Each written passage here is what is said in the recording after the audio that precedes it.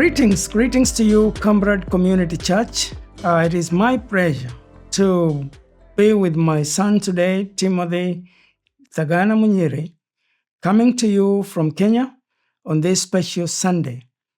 God has given us a message that we want to share together with you on the subject of answering God's call to the harvest.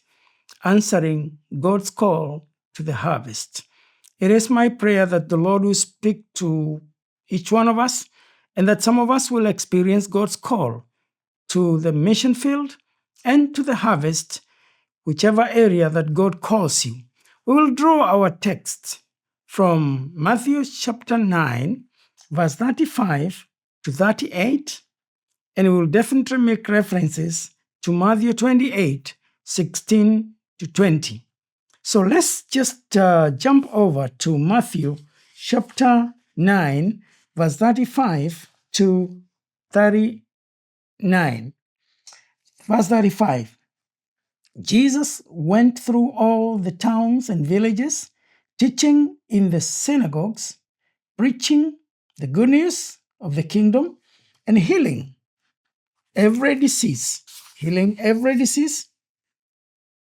and sickness. Verse 36, when he saw the crowds, he had compassion on them because they were harassed and helpless, like sheep without a shepherd.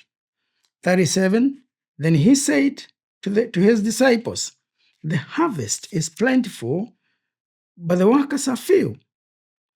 Verse 38, ask the Lord of the harvest, therefore, to send out workers into his harvest field. Well, this is quite an interesting text where Jesus is engaging with the disciples and he sees a need and he needs something done about it. Now, it is important to note that God desires that everyone be reached with the gospel, with the life-transforming power of the gospel.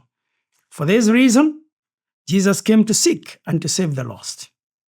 And if we all understood that God's single most desire is that every person in the face of the earth may be reached with the life-transforming power of the gospel, we would definitely make the gospel a priority in what we do.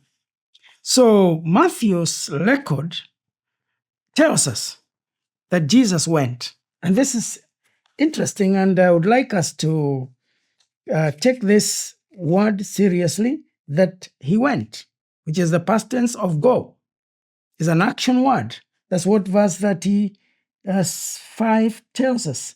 Jesus went. He went through all the towns.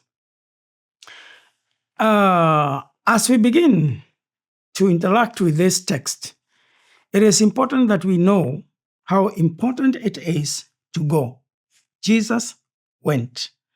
He went through all the towns, villages, doing what? Teaching in the synagogues, preaching the good news. Going is important. He went. And as we begin to think about Jesus going, later on, we come to what is referred to as the Great Commission, and we will be interested in Matthew 28, which is the Great Commission, later, where Matthew takes us to verse 16 of Matthew 28. And Matthew tells us in Matthew 28:16, then the 11 disciples went to Galilee, to the mountain where Jesus had told them to go. When they saw him, they worshipped him, but some doubted. And I want us to take note of that. Some doubted. And even after they had doubted, then verse 18 tells us, then Jesus came to them and said, all authority in heaven and on earth have been given to me. Therefore, go and make disciples of all nations, baptizing them in the name of the Father and of the Son and of the Holy Spirit, and teaching them to obey everything I have commanded you. And surely I am with you always to the end of the age. Now, look at how interesting this is becoming. Jesus has gone, and when he has gone, he is later on commissioning the disciples to go. So he has gone to the villages, he has preached the gospel, he has seen the need, and now he's telling the disciples later in the Great Commission, therefore go. And before he tells them to go, the scripture records here that some people doubted already. So, and even after they had doubted, Jesus, in the next verse after doubting, verse 17 of the Great Commission, Jesus affirms his authority in sending them. He actually tells them, all authority is given to me. He sees their doubt. He affirms his authority, that all authority is given to me. And after he affirms his authority, then he commissions them, therefore go. And some of them might probably be asking, what do we do when we go? Well, it is clear, make disciples. And it is important that we note the assignment and the task clearly. Make disciples. Go evangelize, go preach, go teach, go baptize, and immerse people into the faith, make disciples. To those who doubted and to those who feared, he still sent them, even after they had shown doubt. To those who doubt the Great Commission and fear today, just hang on to verse 20 of the Great Commission, where Jesus addresses the fear and the concern, and he says, I will be with you till the close of the age, and surely I am with you always to the very end of the age. So Jesus goes ahead, sends them in spite of their doubt. Are you struggling with doubt today as we hear the message of God's call to the harvest? Do you feel like you are inadequate? Do you feel like you're not sure you can survive in the harvest field? The doubts are not a reason for you not to be sent, because Jesus still sent them. But it is important that we note that the church, God's people, is his instruments called to continue the ministry of Christ on earth. What does this mean? It means fulfilling the Great Commission, Matthew 28, 18 to 20, and bringing in the harvest. That must be our first priority. And it is our assignment as a church. It is our individual assignment as Christians. It is the corporate assignment as a local church to be the vehicle to take the Great Commission. If we get back to our main text on Matthew chapter 9, and now we look at verse 36. We have seen in verse 35, going is important. Jesus went. Verse 36 tells us that when he went, he saw. When he saw, seeing is important. And seeing comes after going. When you go, you see. And when he saw, the verse 36 tells us, he had compassion. After seeing, he had compassion. Let me tell you, nobody goes and sees and remains the same. That's why going is important, because it leads to seeing. And when you see, your perspectives are changed. For Jesus, when he saw, the next thing that we read is he had compassion. What is this that led to his compassion? The verse 36 says he saw harassed people, helpless, people like sheep without a shepherd. What you see affects your perspectives and the way you see things. So Jesus was not the same again after he saw the people who were helpless and who needed help. And what did he do? He turned his compassion to action. And he said, pray therefore. Pray for the laborers, for the harvesters, because he saw there is a great need. Compassion alone is not enough. Faith without action, James tells us in chapter 2, verse 14 to 26, is dead. So Jesus went, he saw, when he saw, he had compassion, and he converted that compassion into action by mobilizing prayer, mobilizing harvesters. The question we need to be asking ourselves today, even as we navigate through this question of God's call and answering God's call to the harvest, the question is, why is the harvest still plentiful and workers few over 2,000 years since Jesus mobilized the church to go and since he gave the Great Commission? Why does it remain? Could it be lack of strategy? Probably so. Is it likely that the church lacks the strategy? We have seen the corporate organizations like Coca-Cola, which is actually based here in Atlanta, having a very clear strategy for taking their products to the entire world, just placing their Coke products within the arm's reach of every person on the face of the earth. And because of being informed by that strategy, it is easier to find Coke products in a remote village of Kenya where Jesus has never been mentioned because of the strategy. Is it likely that the church lacks the strategy of taking this important message of the gospel to the world?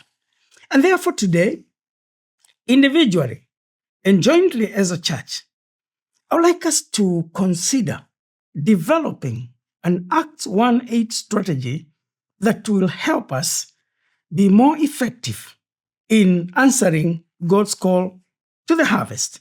4 questions that we must consider so that we can develop our strategy for Acts 1:8, individually, as a family, jointly as a church. The first strategic question that we need to ask ourselves from Acts chapter 1 verse 8 is, where?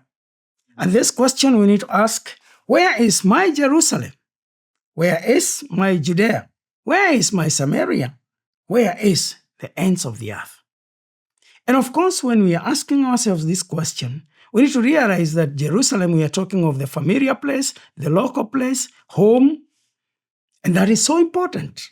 It is important that we ensure that the gospel is being received and we are sharing the gospel at home, in the familiar place, in our neighborhood, that our immediate neighbors that can testify about the love of Christ. So where is my Jerusalem? Where is your family Jerusalem? Where is your Jerusalem individually? Could it be the place you go to every day, in a week, in your business, in your place of work?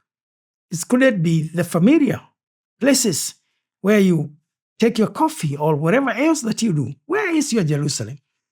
When we go to Judea is outside Jerusalem, but still not very unfamiliar, but to the larger region, a bit of larger region. What could that mean to you? But when we talk about Samaria, we are talking of a place that is culturally distant, geographically close. These are people that are different from you culturally. They could be very close. And sometimes we prefer to go around them. And sometimes when we talk, we refer to them as them and us because they are different. And we may not, to be honest, we may not like their culture. They eat differently. They wear differently. Who could this be? Who could be the Samaritans? And yet, they are part of your strategy. Is it people from a different country? Is it people from a different economic class? Is it different age group? Who is God calling you? I mean, where is your Samaria and where is your ends of the earth? And I'm so glad that today, my son and I are here to represent your ends of the earth, Kenya. And I'm so glad that the picture you see of us today will forever remain in your mind, that God brought your ends of the earth on a day that we are speaking about the strategy and the harvest so that you can connect with your ends of the earth. And GOA has GOA USA, which is a nonprofit right here in the United States, in great need of volunteers, people who could use their skills to plan events, fundraising events, people who could use their time to do child sponsorship and talk to people about child sponsorships, people who could use their skills in finances, people who could volunteer their time to participate in a team to mobilize teams to come to Kenya. Those are GOA USA needs right here in Jerusalem. Could that be your Jerusalem? Talk to us after this day. This is still a harvest field.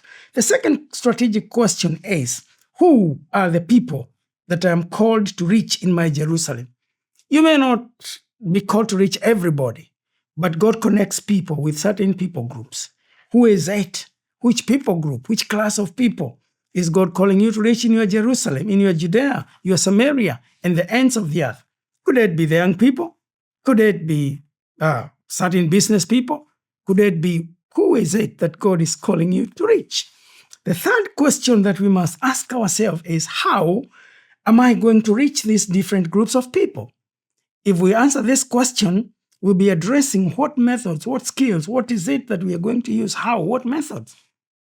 Would it probably mean having coffee with someone who is within one of these areas? Could it be sparing your time to just have a conversation, or just to love them, or whatever that means, or to get online with somebody? How? What skills are you going to use? And the fourth question is, with whom should I develop strategic partnership to engage the harvest in all these places? With whom? This is where GOA came together with Cumberland Community Church to answer the question of with whom. When GOA needed to develop an Acts 1:8 strategy, and we asked ourselves the question of where, and the answer was to the Thagana people and a tribe in the north. And we asked ourselves, who are we going to reach there? The Thagana people, the tribe that is least reached. And we asked ourselves, how are we going to reach them? By bridging the gaps of their felt needs: school, water, adult school. That's how we were going to reach them. And then when we came to the question of with whom, the answer was with Cumberland Community Church. And we had this partnership conversation, and we started a partnership with Cumberland Community Church and GOA to reach the Thagana people. I am so glad that today the Thagana are worshiping the Lord. And those of you who have already visited there, you've seen how happy they are that Cumberland Community Church, you have given the funds that have helped us to build an elementary school. Children who had no opportunity to learn, they are now learning. Cumberland Community Church has helped us to build an adult school, and the adults are able to read the Bible. In answer to the question of with whom, in Beat the Drum, HIV positive children are going to school, they have hope, they're able to feed well. This is what it means to develop an Acts 1:8 strategy. And I want you to answer these questions yourself, for yourself individually, for your family, for jointly as a group of people or the church. Where is God calling you? Where in your Jerusalem? Where in your Judea? Where is in Samaria? Where is your ends of the earth? Who are these people God is calling you to reach there? How are you going to reach those people? And with whom? And once you answer those questions, you'll be close to developing an Acts 1:8 strategy. Now let me ask, what keeps you from going? What is it that keeps you from going? Because Jesus went, and when he went, he saw. In verse 16 of Matthew 28, we are seeing the disciples doubted. Is doubt probably the reason why you've been unable to go? You're doubting whether God is calling you. You're doubting whether you're going to survive. Jesus still sent them even though they were doubting. And today you and I are the product or the results of people who were doubted, but yet Jesus sent them and he helped them, and the gospel has reached us. Resulting from that, you too, God is calling you to the harvest, regardless of your doubt. He is calling you, and He is greater, much greater than your doubt. He'll empower you, He'll help you, and you will be able to take the message. Could it be we are like Jonah? Maybe we have Jonah's spirit. When we read about Jonah in the 2 Kings 14:27, and also Jonah chapter 1, verse 1 to 3, we realize that Jonah did not want to take the message of mercy to the people of Nineveh. Maybe they were his Samaritans. Maybe he didn't like them. He didn't want to take the message. And the question is, why would you not want to proclaim mercy to people whom God has already restored and proclaimed mercy? Why would you refuse to obey God's call and have Jonah's spirit of not taking the message?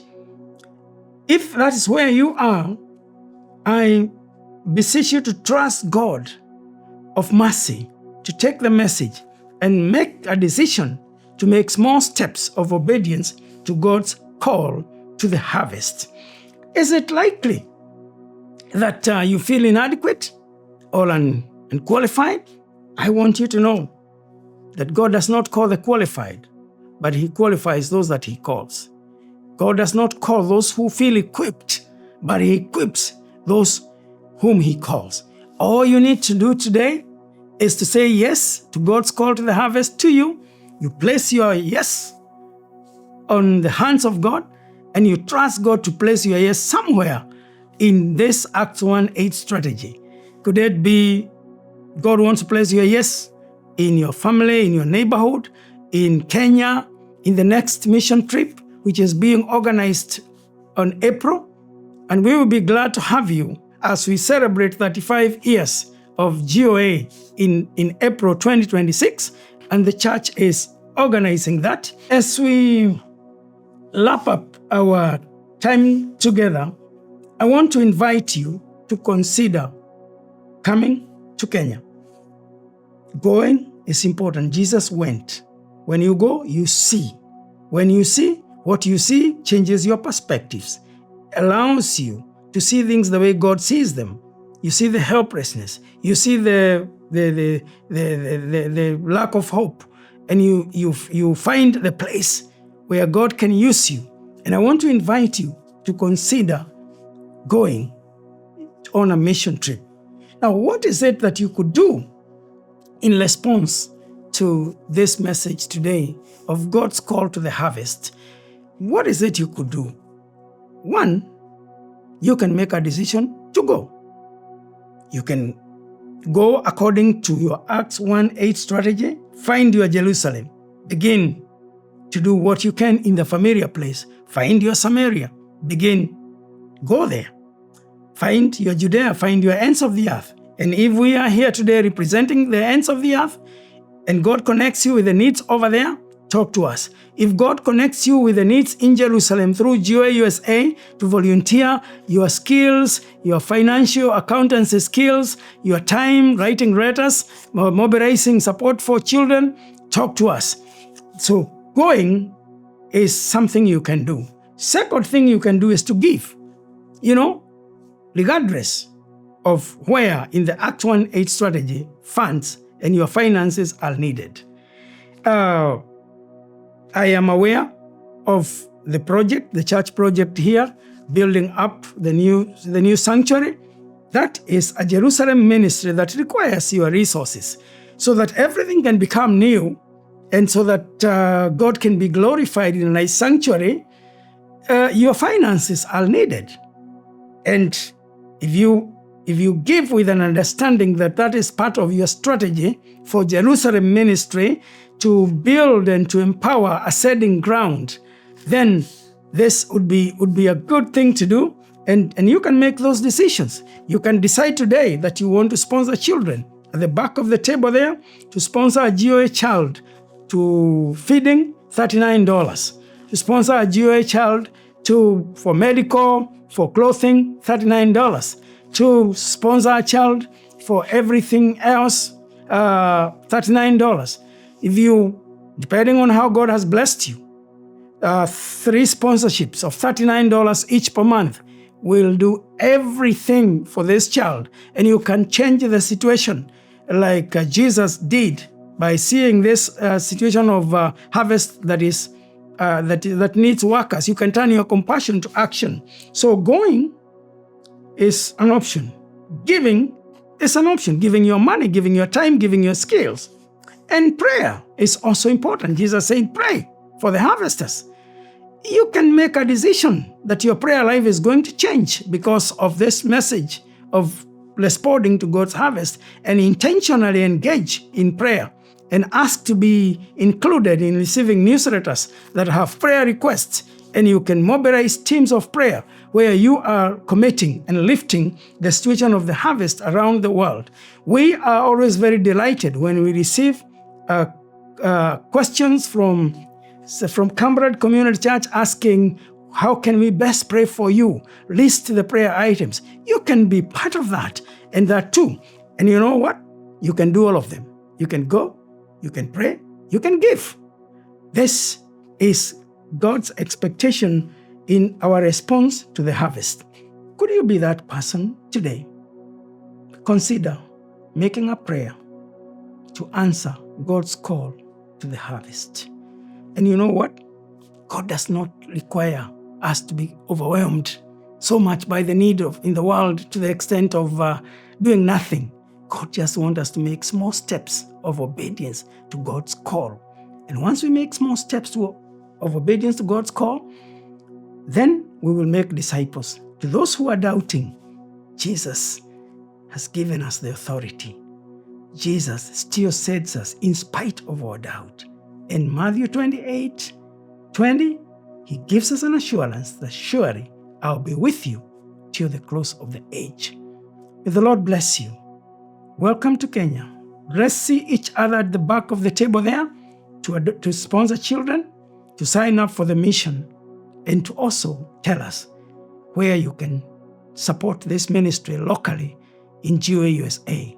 God bless you. God bless you. Thank you.